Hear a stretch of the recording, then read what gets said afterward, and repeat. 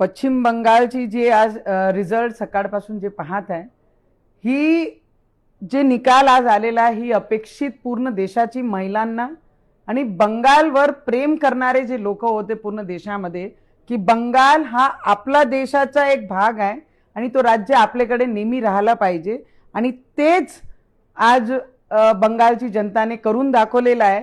हा, लोक म्हणतात भारतीय जनता पार्टीची खूप मोठी जीत आहे कि एवढे वर्षानंतर ममता बनर्जी का खेल खत्म, खेला खत्म होबे और ये खेला खत्म कर दिया बंगाल के लोगों ने।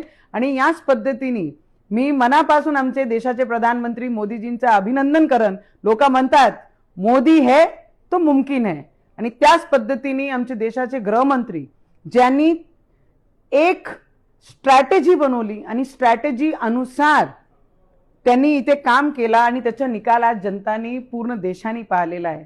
ममता बॅनर्जीचा अहंकार तुटला।